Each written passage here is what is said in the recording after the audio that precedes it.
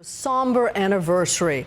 At 9:30 this morning, the nation observed a moment of silence to mark 1 week since the tragedy in Newtown, Connecticut.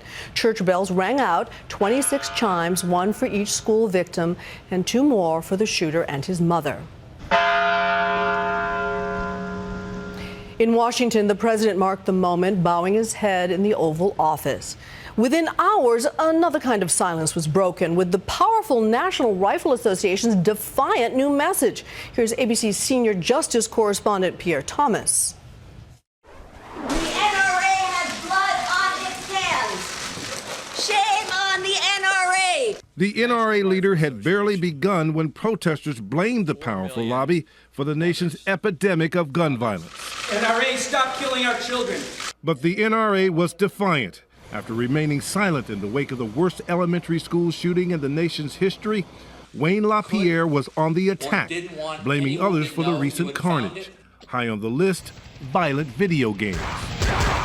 There exists in this country a callous, corrupt, and corrupting shadow industry that sells and stows violence against its own people. NRA officials insist new laws restricting gun owners, including a ban on assault rifles, won't work. The primary solution the NRA offers, armed security in every school. The only thing that stops a bad guy with a gun is a good guy with a gun.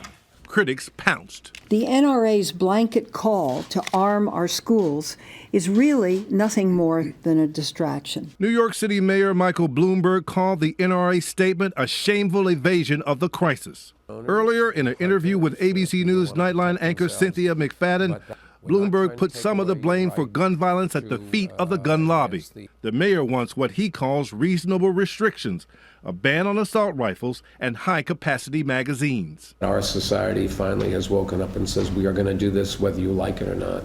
As for putting armed security guards in schools, some authorities support the concept of more police there, but say there simply is no money to do so on such a huge scale. While the NRA suggested some of the work could be done by volunteers, the Wall Street Journal estimates it would cost $6.7 billion.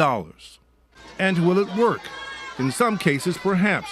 But at Columbine, students were killed despite the fact armed police were there.